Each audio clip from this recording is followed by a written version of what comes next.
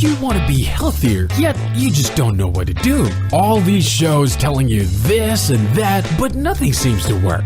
Well, listen close. Golden State Media Concepts has got something great for you. The Health and Wellness Podcast dedicated to workout trends, healthy eating habits, diet, and everything about healthy living. Join us in our banters as we help you not just live life to the fullest, but live it to the healthiest.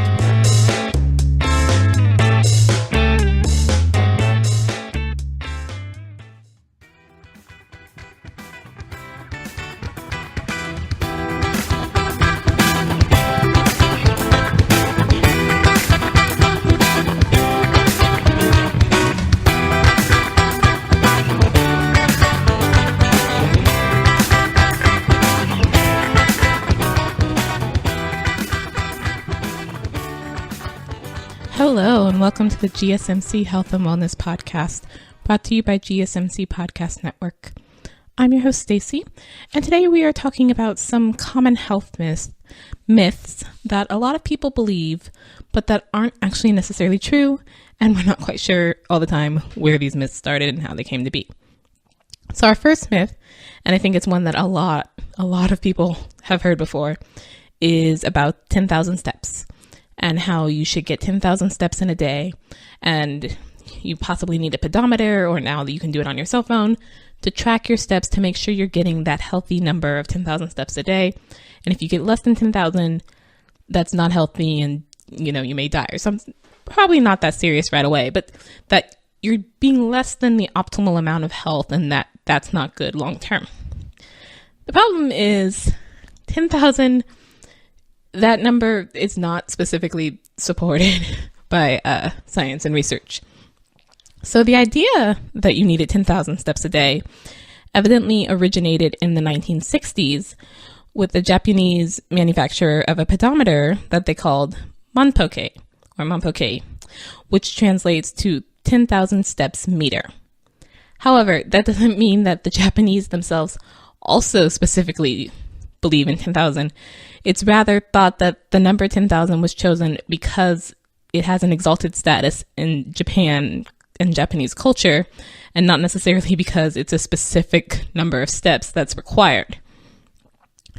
However, it's not that, I don't need 10,000 and I don't need 1,000. And we try not to say should here.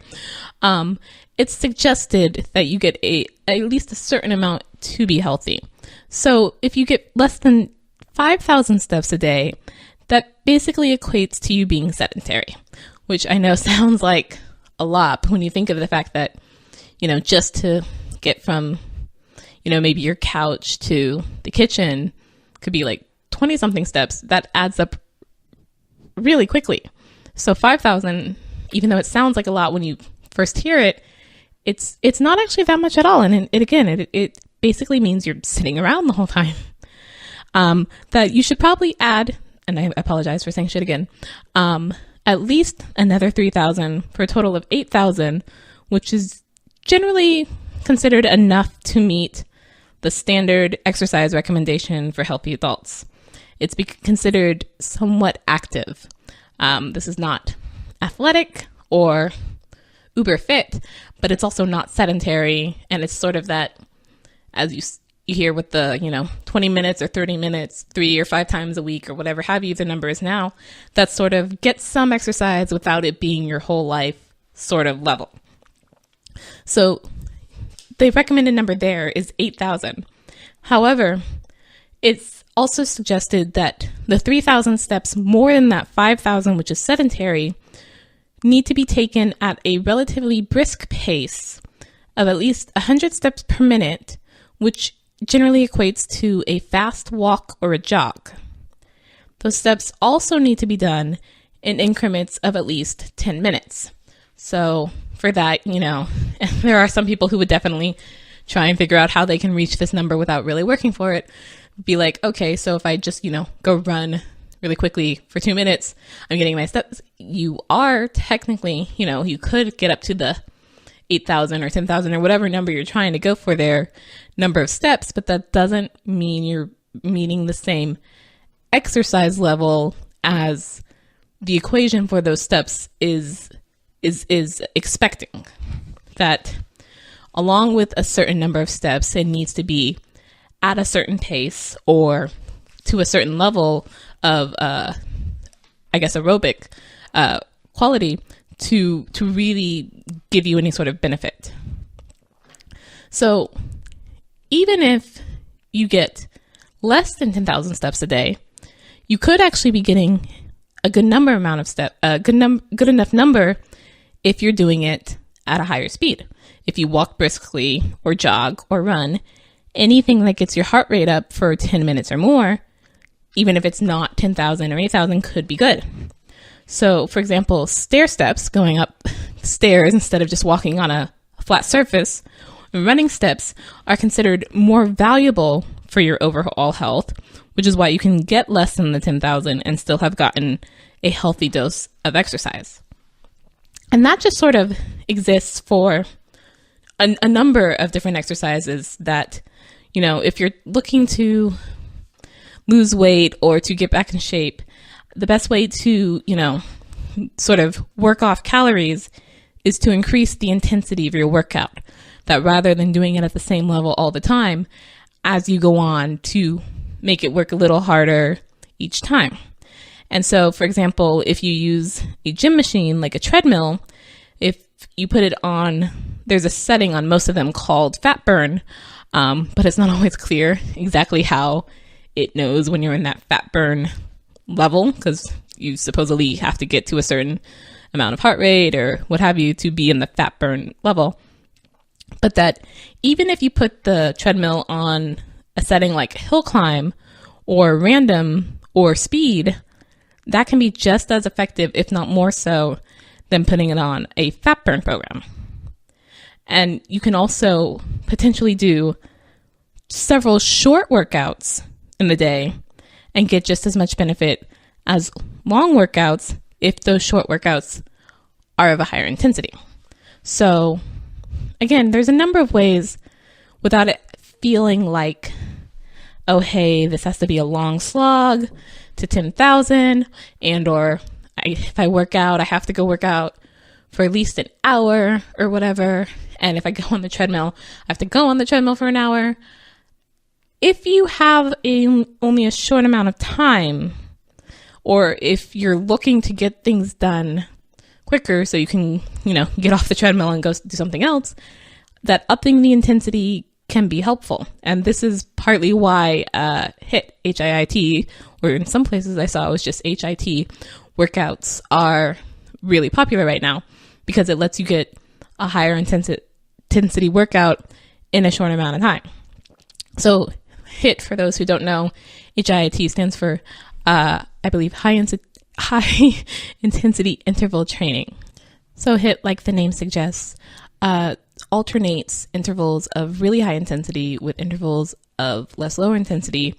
And because you're having these really, bursts of high intensity, that's allowing you to work off more in a shorter amount of time. So most HIIT workouts, I believe, are like half an hour or less. So this is a much quicker way to sort of, get in and get out of the gym or wherever you may be. You can actually do HIIT workouts, by yourself at home, rather than feeling like you have to schedule this rather large block of time in order to do a workout. But there is this belief previously, that longer workouts and or more steps are all you need. That even if I'm doing it at the same level the whole time, it's because of the amount, and that's the only way to get the benefits. I have to reach, this magic number of 10,000, or I have to be on the treadmill for at least 45 minutes to an hour, or I have to, get at least some sort of minimum down. But if you're only doing it at a low intensity, it may not be giving you as much benefit as if you did less, but at a higher intensity. And of course, you want to do this only if you can. If, you've got a medical condition that doesn't let you do high intensity or high impact things, if you're incapable of running, don't immediately be like, okay, I don't have to get my 10,000 or 8,000 steps so long as I just go sprint for half an hour. Please don't do that. Please do follow whatever medical recommendations your doctor gives you. But that if you are in a position where you can up the intensity and that is something you're looking to do, that is something that is possible that you may not have known before. So we're going to take a short break. Stay tuned. You're listening to the GSMC Health and Wellness Podcast. This is your ultimate stop for everything sports. The Golden State Media Concepts Sports Podcast. Should I say more? From the NFL, MLB, the NBA to MMA, it's all in here. The Golden State Media Concepts Sports Podcast. Listen now.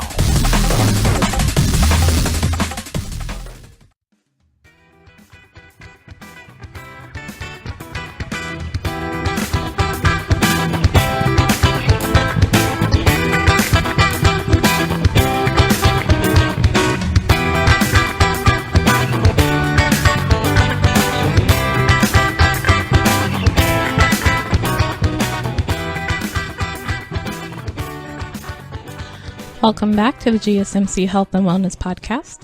Today we are talking about some common health myths. For some odd reason, I cannot say that word today. Some common health myths that people often believe that may or may not actually be true.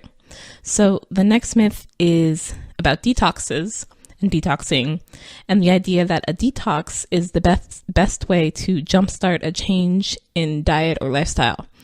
And my mother will sometimes do this where if she's eaten not very well that day or had like a big meal, so if it was like a holiday and Thanksgiving or Christmas or something and she ate, maybe more than she meant to or more not super great things than she meant to, she's like, oh, I need to go home and drink some detox tea. And I'm just like, that's not how that works. That's not what that means, and that's not how you're supposed to use that product. What are you doing? But a lot of people do believe, oh, if I'm going to start a diet or change the way I eat, that I should start it with a detox and get, all these toxins out of my body and sort of start with a clean slate. But that's not necessarily the case probably most of the time. So for example, a number of the detoxes are specific products beyond just a routine. A lot of them are actual products that companies are trying to sell you.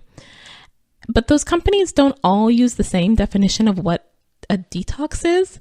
And so what one company defines a detox as may not be the same as the company whose product is right next to it on the shelf.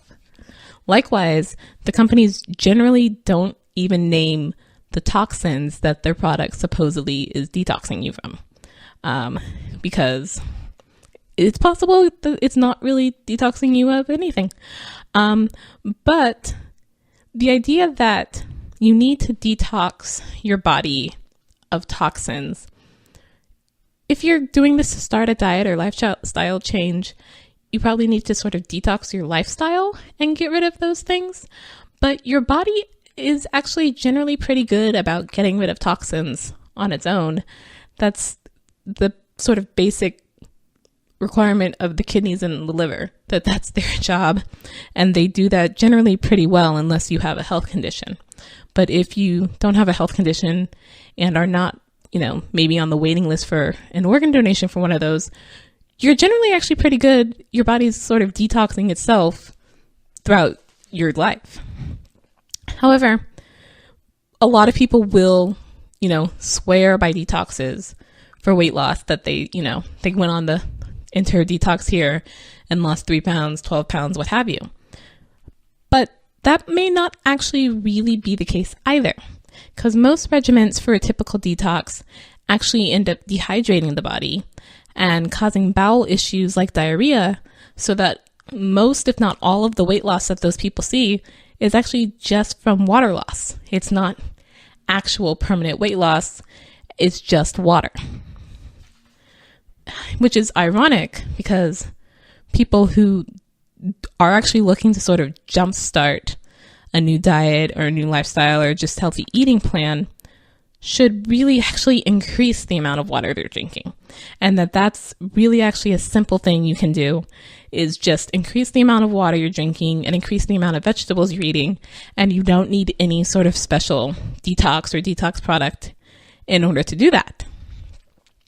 Another thing some people will swear by is gluten-free. Gluten-free is a thing that's become really big in the past decade or so. A lot of gluten-free products now available, which is great if you do actually have, a gluten allergy. But for most people, you don't actually need to have a gluten-free diet, and it might not actually really have an effect, because gluten is only really bad for those who do have a celiac disease or gluten intolerance. But that for the rest of us, it doesn't really affect us. And so cutting gluten out, even people who say, I've lost a whole lot of weight of cutting gluten out, that may be because you're also cutting out just the specific products themselves that maybe weren't necessarily the healthiest, but there's healthier alternatives of those same products that still also have gluten. But it's just that you, by having to find gluten-free products or gluten-free meals, we're cutting out the less than great food products that you didn't necessarily need to be eating anyways. Another myth, and I so wish I had known this as a child because I would have completely fought for it like every time I was sick, is this idea that if you're sick, if you have a cold, you should stay away from dairy. That if you're sick, you shouldn't drink milk or ice cream if you're really dying for some ice cream, because that will sort of increase the mucus production or whatever.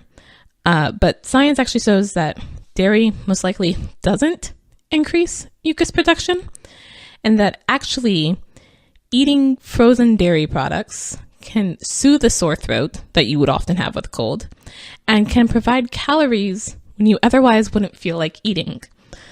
So Mom, if you're listening, you really should have given me ice cream every time I was sick. No, I'm kidding. But that I especially like that for the second one it makes sense, and that probably would have been why I would have argued for it, is I have a sore throat. I don't want anything else. I kind of just want something cold. There's not really that many cold products that aren't, sort of dessertish. So give me ice cream. And this is, why there's that whole thing about, if you get your tonsils out, you can have all the ice cream or jello you want because it's soothing for your throat and it's not hard. But that even, if ice cream is the only thing you feel you can get down because it soothes your throat, if you're really sick and not eating anything, you can definitely feel at times like, I don't want anything. I can't take any food right now. I can't. But that's obviously not helpful when you're sick and your body is actually burning through a lot of calories trying to help you to get better. You do still need to be taking calories even if you don't feel like it. And so if the only thing is ice cream, it's maybe better than nothing. Take that as an excuse to indulge or whatever. Mom, where was my ice cream when I was sick? Seriously. But also another myth about eating is the waiting an hour after eating before swimming. And this one, I'm still surprised that people still believe, because I thought this was just, an old wives' tale, even when I was a child, and can't remember actually ever being forced to sit down and wait after eating before I was allowed to go in a pool or something. But we didn't have a pool in our backyard, so if we were at a pool, it was very specific, and we, had to sort of make a trip of it. But yeah, I cannot for the life of me ever think if anyone in my family ever was like, no, you just ate, you can't go in. And if they did, I think I just went in anyways and then didn't have a cramp. So it was like, ha, see, told you. But that a lot of research has been done on this.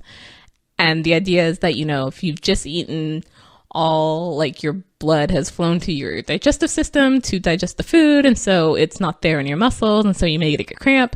But there really isn't any research to support that idea. I'm sure there must be someone at least who got a cramp after eating, but that research doesn't suggest that there is any sort of cause and effect situation there, that's more just a coincidence than anything else. Though, I normally just wouldn't want to immediately get up and do something physical after eating. So maybe it's just our natural inclination to sort of take a moment and let our body digest. But that even if it's not, even if you are like, and children tend to do this more, of like, okay, cool, I totally just downed a hot dog, now I'm about to go like cannonball into the pool, you should be pretty fine, provided you know, don't trip and fall or land on anybody else in your cannonball. So long as you do all the other stuff safely, the eating thing is really not going to mess you up. So by all means, please feel free to go ahead and jump in the pool. Maybe not immediately, but you do not have to wait an hour after eating before swimming. That's a myth. So we're going to take another short break. Stay tuned. Tired of searching the vast jungle of podcasts? Now listen close and hear this out. There's a podcast network that covers just about everything that you've been searching. Hey! The Golden State Media Concepts Podcast Network is here. Nothing less than a podcast bliss with endless hours of podcast coverage. From news, sports, music, fashion, cooking, entertainment, fantasy, football, and so much more. So stop lurking around and go straight out to the Golden State Media Concepts Podcast Network. Guaranteed to fill that podcast itch. Whatever it may be. Visit us at www.gsmcpodcast.com. Follow us on Facebook and Twitter, and download us on iTunes, SoundCloud, and Google Play.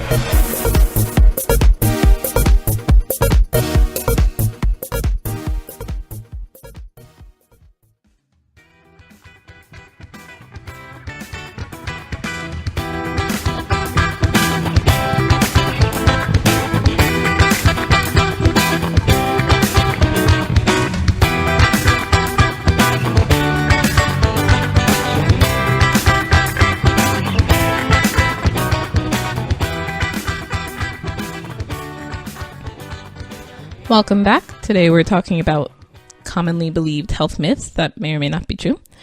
And one of the ones I love is the cracking your knuckles causes arthritis thing. And I love it because I totally believed this for so long. And I do not have a habit of cracking my knuckles, but there were some times where I cracked them unintentionally and then just sort of like freaked out. And it's like, oh man, I'm gonna have arthritis before I'm like 70. Oh, my hands are gonna be all like harsh and numb and gnarled and what do I do? But that evidently that's actually not the case, and that what happens when you're cracking your knuckles is that there are gas bubbles sort of in between them, and that when you're cracking them, that's where the sound comes, is from the popping of the gas bubbles. That's still a little weird to me because where are these gas bubbles coming from and how did you get between my knuckles? But my body does a whole bunch of other strange things. So, I won't question that too much, as long as the whole, oh, this bad habit leads to arthritis thing is not, I'm good. I'm okay. Thank you for that.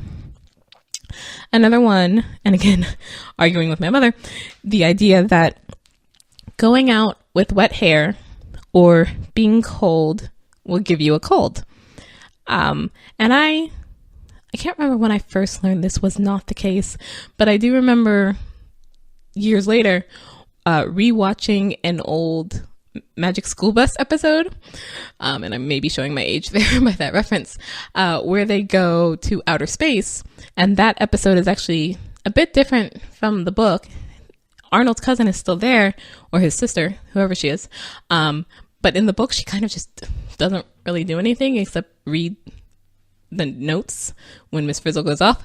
But in the episode, she's definitely sort of a driving factor of the plot, to the point that Arnold at the end takes his helmet off on Pluto, which at that point was still considered a planet, and freezes. And so we all have to rush back to Earth to make sure he's okay. That's not how space happens. You'd be dead immediately, but children's show, so we'll just go with it. But then it promoted the idea that, oh, because he had taken off his helmet on Pluto, which was this really cold planet, and frozen, that he got a cold from that because he froze and was cold. And that's not how that works. Being cold by itself will not give you a cold. What tends to happen, why people, I think this myth came to be, is that rhinovirus, which causes the common cold, tends to thrive in lower temperatures. And so it's more likely that you will get it in colder temperatures. And so there's the idea that, oh, it's because I was cold that gave me a cold. But that's not actually the case. Another strange one is the 5-second rule, which I remember as a child just not really buying. This idea that like, oh, so long as you get the food off the ground in 5 seconds, it's good. I'm just like, but it touched the ground. Shouldn't it all automatically like be dirty? And actually, yes, that's kind of the case. Bacteria can contaminate your food within milliseconds. So 5 seconds is way more time than it needs to go from the ground or the floor to your food. However, I mean, I don't want to say that's not a problem, but at the same time, I don't want to say, oh, you dropped your really great thing that you spent however long making on the ground and now you have nothing to eat. It's sort of a whatever you're yourself willing to risk sort of thing. Just know that bacteria can get there in milliseconds, but that moist food tends to contract bacteria more easily than dry food, and that the safety of whether or not you even should consider eating something that's dropped on the ground depends not so much on timing, but on how clean the surface of the floor is. So if you know, and I thought this was kind of obvious as a child, but maybe not, if you know you dropped it like outside on the sidewalk where who knows what has been on that sidewalk, you probably don't want to eat that. If you dropped it on, maybe your floor inside the house and you're generally pretty fastidious about keeping things clean and you know all the germs in that house because they're generally yours and you don't have strange people coming through, it's up to you, I guess you could say. I mean, I have definitely done that. If I dropped like a Pop-Tart or something on the kitchen floor and picked it up real quick, be like, you know what, I feel actually okay, pretty clean about this floor, and I brush it off and blow it off, and I think whatever bacteria that was on my clean floor I'm kind of already exposed to, so I think I'll be okay if I do that. But other things, like especially anything moist, I'm just like, man, that really sucks, but I am not even going to try eating that, so what else can I eat? So to each their own, but just so you know, the 5-second rule is not a thing. Bacteria moves super, super fast. Also, and this I had no clue about, and I feel like I've heard things in reverse of this, so maybe consider yourself, but the idea that you do not need to rinse your teeth after you brush them, and that actually rinsing can be detrimental because most toothpaste contain some amount of fluoride, which is used to help rebuild, if not the enamel, the mineral of your teeth.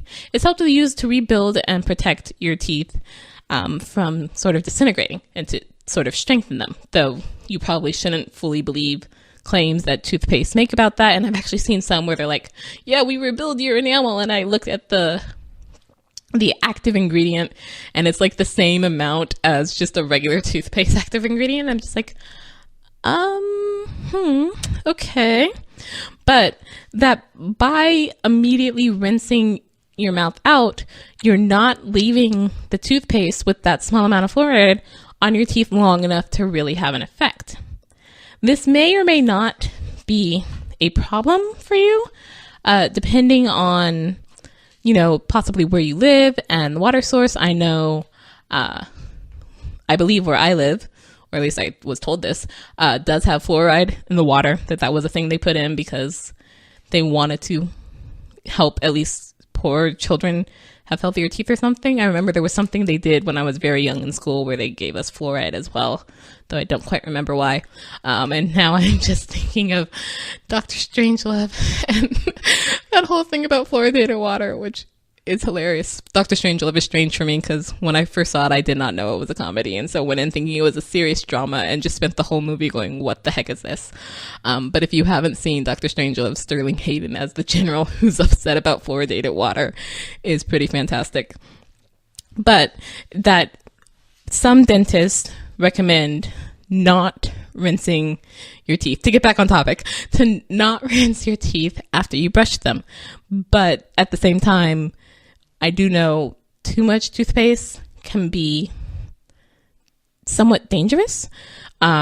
So you probably do still want to definitely spit and not swallow it. But that you don't necessarily need to rinse your teeth out afterwards unless you're rinsing with like a fluoride mouthwash.